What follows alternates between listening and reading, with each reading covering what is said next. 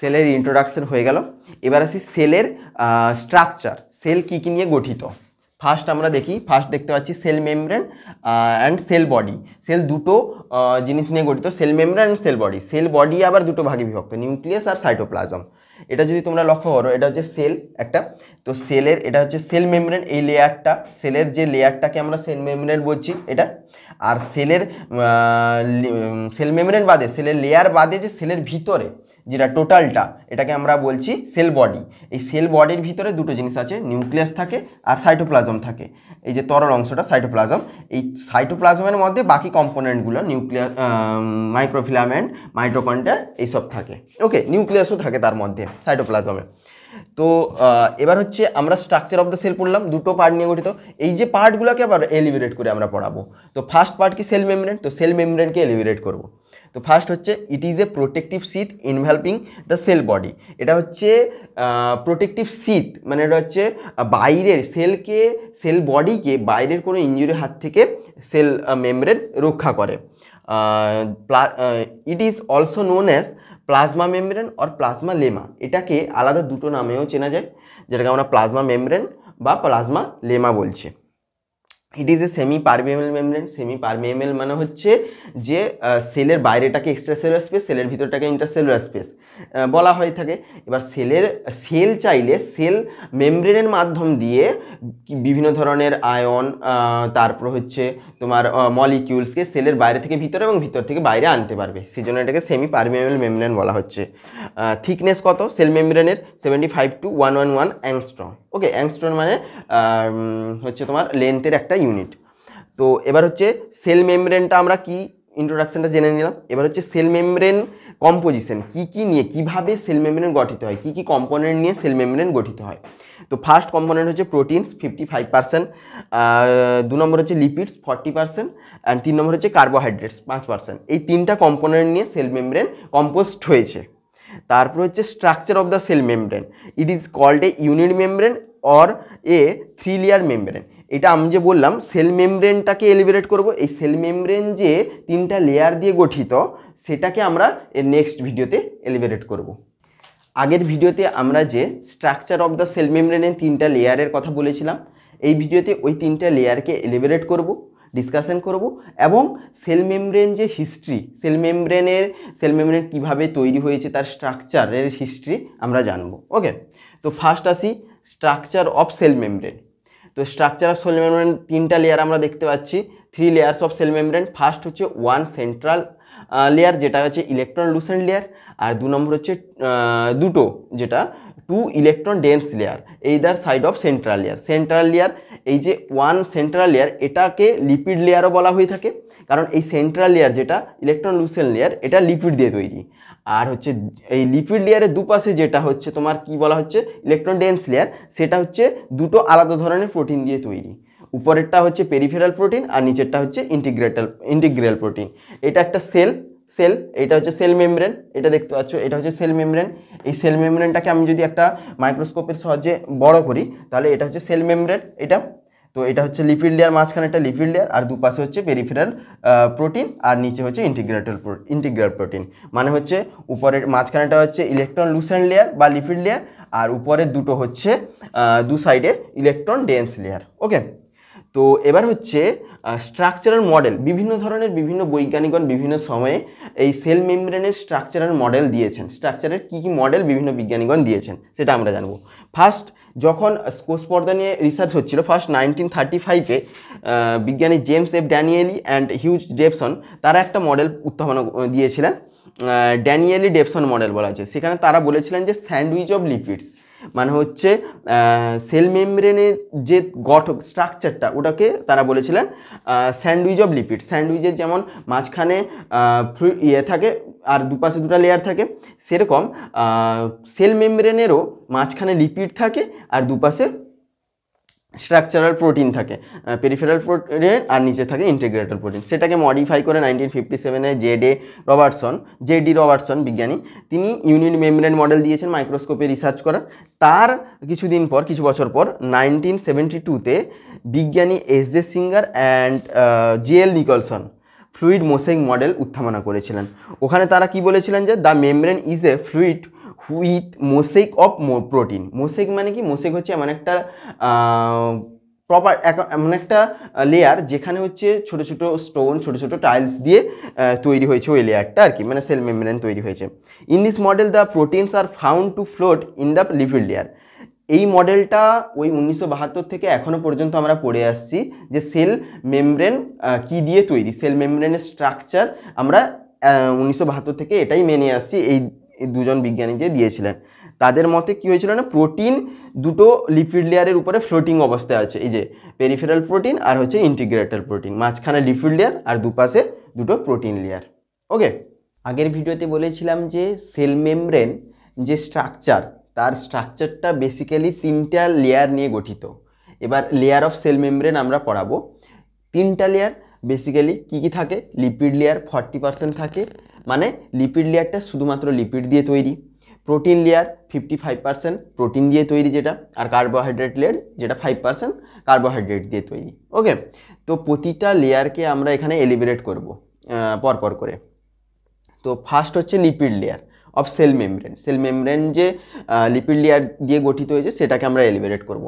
Basically lipid বলতে অনেক ধরনের লিপিড থাকে, তার মধ্যে 2 টাইপের lipid basically, phospholipids and cholesterol.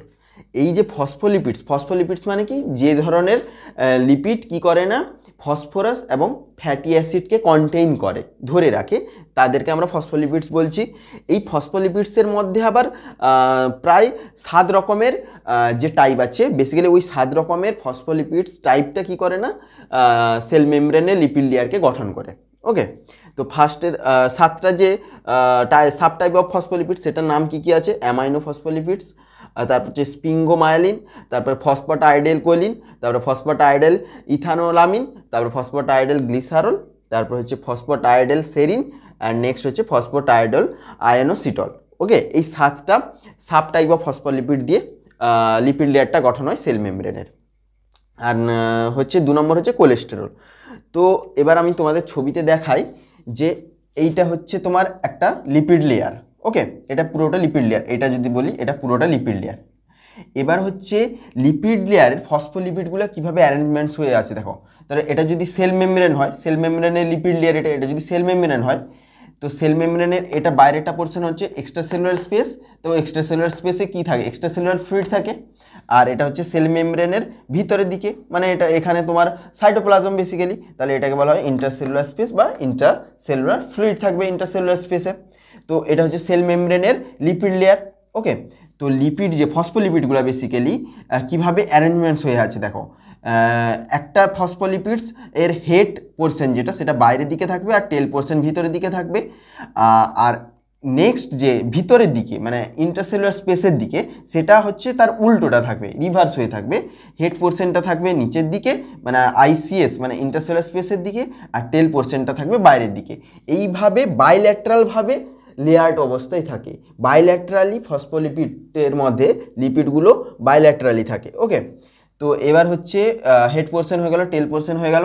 এবার হচ্ছে এই যে দুটো পোর্শন আছে, দুটো পোর্শনের মধ্যে হেড পোর্শনটা হচ্ছে হাইড্রোফিলিক পোর্শন, আর টেল পোর্শনটা হচ্ছে হাইড্রোফোবিক পোর্শন।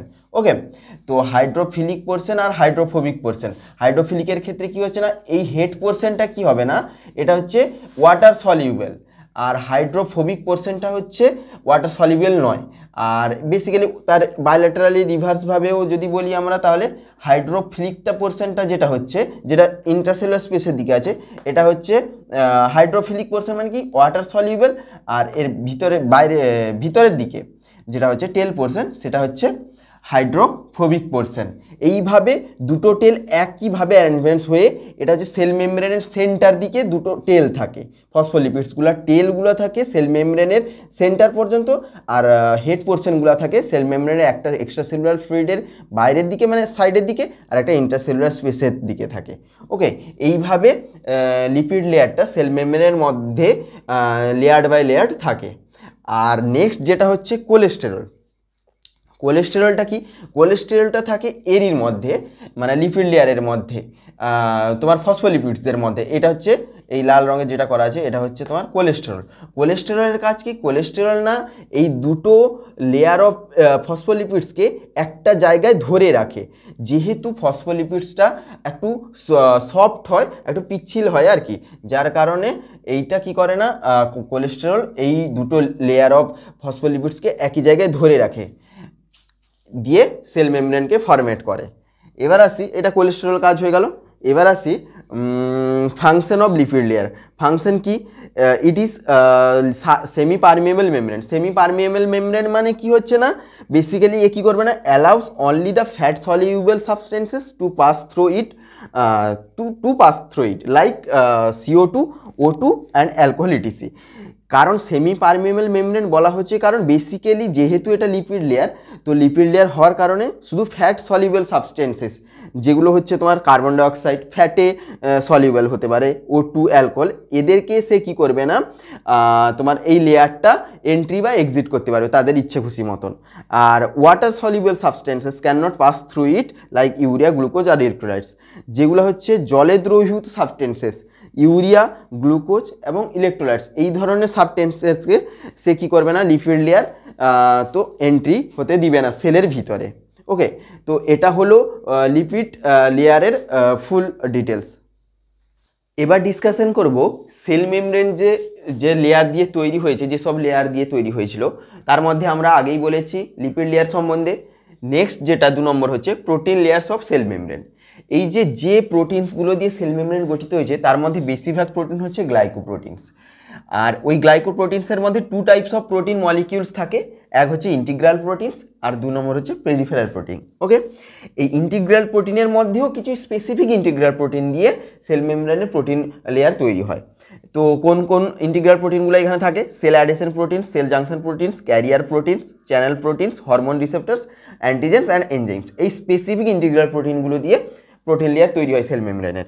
আর 2 নম্বর হচ্ছে পেরিফেরাল প্রোটিনসের মধ্যে কি থাকে? ইন্ট্রাসেলুলার পেরিফেরাল প্রোটিনস আর এক্সট্রা সেলুলার পেরিফেরাল প্রোটিন, এই 2 টাইপের পেরিফেরাল প্রোটিন থাকে। এবার আমি তোমাদের ছবি দেখাই, এটা হচ্ছে সেল মেমব্রেনের লেয়ার, এইটা হচ্ছে লিপিড লেয়ার যেটা আগেই বলেছি। এই লিপিড লেয়ারের মধ্যে ইন্টিগ্রাল প্রোটিন এবং পেরিফেরাল প্রোটিন থাকে। ইন্টিগ্রাল প্রোটিনগুলো থাকে লিপিড লেয়ারের পুরোটা জুড়ে, এই যে এইগুলো হচ্ছে ইন্টিগ্রাল প্রোটিন। আর পেরিফেরাল প্রোটিন থাকে তোমার দুদিকে, একটা ইন্টারসেলুলার স্পেসের দিকে থাকে, সেলের ভিতরের দিকে থাকে যে সেল মেমব্রেনের লেয়ার আছে, আর এক্সট্রা সেলুলার পেরিফেরাল প্রোটিন থাকে এক্সট্রা সেলুলার স্পেসের দিকে থাকে, যেটা সেল মেমব্রেনের এক্সট্রা সেলুলার স্পেস এই দিকে উপরের দিকে থাকে, সেটা হচ্ছে এক্সট্রা সেলুলার পেরিফেরাল প্রোটিন। ওকে, যে সমস্ত প্রোটিনগুলো দিয়ে সেল মেমব্রেন গঠিত হয়েছে সেই সব স্পেসিফিক যে প্রোটিনগুলো ছিল সেল মেমব্রেনে, সেই সব স্পেসিফিক প্রোটিনের কী সেল মেমব্রেনে সে কী কাজ করে, ঠিক আছে, সেটা আমরা জানবো। তো ফার্স্ট ছিল ইন্টিগ্রাল প্রোটিন, সে কী কাজ করে না, সে কারো স্ট্রাকচারাল সাপোর্ট দেয় সেল মেমব্রেনকে। 2 নম্বর চ্যানেল প্রোটিন, সে কী করে, help in the diffusion of water soluble substance, মানে যে সমস্ত ওয়াটার সলিউবল সাবস্টেন্সেস আছে সেগুলার ডিফিউশনে সাহায্য করে। 3 নম্বর ক্যারিয়ার প্রোটিনস, ক্যারিয়ার মানে কি, ট্রান্সপোর্ট করে সেই সাবস্টেন্সগুলোকে অ্যাক্রস দ্য সেল মেমব্রেন, পুরো সেল মেমব্রেনের মধ্যে সাবস্টেন্সেস ট্রান্সপোর্ট করে। 4 নম্বর হচ্ছে রিসেপ্টর প্রোটিনস, রিসেপ্টর প্রোটিন হচ্ছে এই প্রোটিনগুলো রিসেপ্টর হিসেবে কাজ করে স্পেসিফিক কিছু হরমোন এবং নিউরোট্রান্সমিটারদের জন্য। 5 নম্বর প্রোটিন ফ্রম এনজাইমস, যে সমস্ত কিছু প্রোটিন আছে এনজাইমস থেকে তৈরি হয়, তারা কি করে না, control the chemical reaction in the membrane, chemical reaction মেমব্রেনের মধ্যে কন্ট্রোল করে আর কি। 6 নম্বর প্রোটিনস আর যে সমস্ত প্রোটিন অ্যান্টিজেনের মতন কাজ করে, তারা কি করে না, অ্যান্টিবডি ফর্মেশনে সাহায্য করে, প্রসেসিংয়ে সাহায্য করে। তারপর হচ্ছে 7 নম্বর cell adhesion protein, cell adhesion protein কি করে না, অ্যাটাচমেন্টস অফ নেইবার সেল, মানে পাশাপাশি থাকা একটা সেল থেকে আরেকটা সেলের অ্যাটাচমেন্টসে সাহায্য করে। তো এটা হলো ওইসব প্রোটিনগুলোর স্পেসিফিক ফাংশন বললাম। এবার 3 নম্বর যেটা বলেছিলাম যে আমি লেয়ার অফ সেল মেমব্রেনের 3 নম্বর লাস্ট যেটা, সেটা হচ্ছে carbohydrate of cell membrane. Carbohydrate layer বলতে পারো, কার্বোহাইড্রেটস বলতে পারো, সেল মেমব্রেনের মধ্যে যেগুলো থাকে আর কি।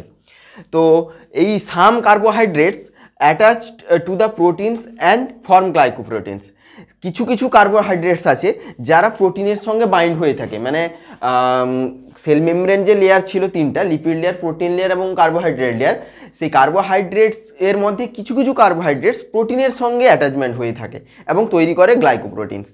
তারপরে 2 নম্বর হচ্ছে some carbohydrates attach to the lipids, কিছু কার্বোহাইড্রেটস লিপিডসের সঙ্গে অ্যাটাচ হয়ে থাকে। স্পেসিফাই করে মানে একা কোনোদিন কার্বোহাইড্রেট থাকে না সেল মেমব্রেনের মধ্যে, হয় প্রোটিন না হলে লিপিডের সঙ্গে অ্যাটাচমেন্ট হয়ে থাকে। বেসিক্যালি ফসফোলিপিডদের সঙ্গে কার্বোহাইড্রেট অ্যাটাচমেন্ট হয়ে থাকে। তারপরে carbohydrates molecules form a thin and loose covering entire the surface of the cell, cell মেমব্রেনের পুরো সারফেসে, ঠিক আছে, একটা পাতলা এবং একটা লুজ কভারিং তৈরি করে, যেটাকে আমরা গ্লাইকোক্যালিক্স বলছি, বাইরের কোনো ইনজুরি থেকে রক্ষা করার জন্য। এবার হচ্ছে কার্বোহাইড্রেটস বলে দিলাম কীভাবে থাকে কার্বোহাইড্রেটসগুলো সেল মেমব্রেনের মধ্যে। এবার ফাংশন অফ কার্বোহাইড্রেট, কার্বোহাইড্রেটসের কাজটা কি সেল মেমব্রেনের মধ্যে, সেটা হচ্ছে ফার্স্ট হচ্ছে কার্বোহাইড্রেটস মলিকিউলস আর নেগেটিভলি চার্জড অবস্থায় থাকে। কার্বোহাইড্রেট মলিকিউলস সেল মেমব্রেনের মধ্যে নেগেটিভলি চার্জ অবস্থায় থাকে। সে কী করে না, do not entry or exit negative charge substances in the cell, সেলের মধ্যে মানে সেল মেমব্রেন কি সেলের উপরে থাকে, তো কি করে না নেগেটিভ পোলারাইজড কোনো সাবস্টেন্সেসকে এক্সিট এবং এন্ট্রি হতে দেয় না সেলের মধ্যে।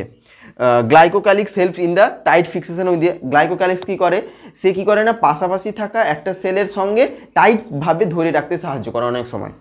তারপরে যে some carbohydrates act as an receptors for some hormones, কিছু কিছু কার্বোহাইড্রেটস প্রোটিনের মতো রিসেপ্টর হিসেবে কাজ করে, যেটা সেল মেমব্রেনে থাকে আর কি, যে কিছু কিছু কার্বোহাইড্রেটস যে সেল মেমব্রেনে থাকে তারা কী করে না রিসেপ্টর হিসেবে কাজ করে, তারা সাম কিছু হরমোনের জন্য রিসেপ্টর হিসেবে কাজ করে আর কি।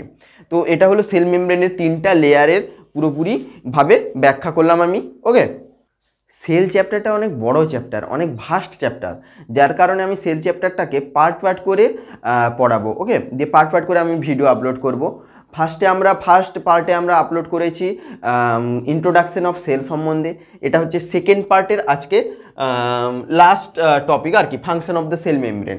পার্ট 2তে আমরা পড়ালাম তাহলে কি স্ট্রাকচার অফ দ্য সেল এবং structure of the cell membrane এবং সেল মেমব্রেনের ফুল ডিটেলস। এবার হচ্ছে সেল মেমব্রেনের আমরা ফাংশন পড়ে পার্ট 2 এর ভিডিও কমপ্লিট করব। ওকে, তো ফাংশনের মধ্যে ফার্স্ট কি আছে সেল মেমব্রেনের, প্রোটেক্টিভ ফাংশন। প্রোটেক্টিভ ফাংশন মানে কি না, সেল মেমব্রেনের প্রোটেক্টিভ ফাংশনের মধ্যে বাইরে থেকে কোনো ইনজুরি, বাইরে থেকে কোনো অ্যাটাক, আঘাত থেকে সেলকে রক্ষা করবে। সেলের ভিতরে যে সাইটোপ্লাজম আছে, সেলের ভিতরে যে গ্র্যানিয়েলস আছে, যেগুলো তোমার গলগি বডিজ আছে, অ্যাপিথেলিয়াম রেটিকুলাম আছে, তারপরে রাইবোজোম, লাইসোজোম, এইসব গ্র্যানিউলসগুলোকে কি করবে না প্রোটেক্ট করবে সেল মেমব্রেন। 2 নম্বর কি আছে সিলেক্টিভ পারমিয়াবিলিটি। সিলেক্টিভ পারমিয়াবিলিটি মানে কি না, সেল মেমব্রেন শুধু স্পেসিফিক কিছু সেলের জন্য যেগুলো দরকারি সাবস্টেন্সেসকে সেলের ভিতরে এন্ট্রি এবং এক্সিট করতে সাহায্য করে, কিন্তু যেগুলো সেলের পক্ষে হার্মফুল সেই সাবস্টেন্সগুলোকে সে সেলের ভিতরে এন্ট্রি বা এক্সিট করতে দিবে না, মানে তাদের ক্ষেত্রে ব্যারিয়ার হিসেবে কাজ করবে, যেগুলো সেলের ক্ষেত্রে হার্ম। 3 নম্বর কি অ্যাবজর্পটিভ ফাংশন। অ্যাবজর্পটিভ ফাংশন মানে কি না, সেলের জন্য যেগুলো দরকার নিউট্রিয়েন্টস, অক্সিজেনকে অ্যাবজর্ব করতে শুধু সেল মেমব্রেন সাহায্য করবে। 4 নম্বর এক্সক্রিটরি ফাংশন। এক্সক্রিটরি ফাংশনের মধ্যে সেলের মধ্যে যে সমস্ত বজ্র পদার্থ ক্রিয়েট হবে সেগুলোকে সেল মেমব্রেনের মাধ্যমে সেল থেকে বাইরে বের করবে সেল মেমব্রেন। তারপর 5 নম্বর এক্সচেঞ্জ অফ গ্যাসেস। গ্যাসের এক্সচেঞ্জ তোমরাই জানো, যে অক্সিজেনকে এন্ট্রি করবে এবং কার্বন ডাইঅক্সাইডকে সেলের বাইরে বের করবে হচ্ছে সেল মেমব্রেন, তারপরে সাহায্য করবে আর কি। তারপরে maintenance of shapes and size of the cell. Cell কীরকম সাইজের হবে, কীরকম শেপের হবে, সেটা ডিসাইড করবে সেল মেমব্রেন। তো এটা হচ্ছে টোটাল আজকে কি হলো ফাংশন অফ সেল মেমব্রেন দিয়ে আমরা সেল মেমব্রেনের পার্ট 2 সেলের ভিডিওটা কমপ্লিট করলাম, পুরো ডিসকাশন করলাম। এবার কোনো জায়গায় যদি তোমাদের কোনো জায়গায় বুঝতে অসুবিধা হয় তাহলে অবশ্যই কমেন্ট করে জানাবে, তাহলে আমি আবার সেই অসুবিধার উপর ভিডিও আপলোড করে দেবো। ওকে।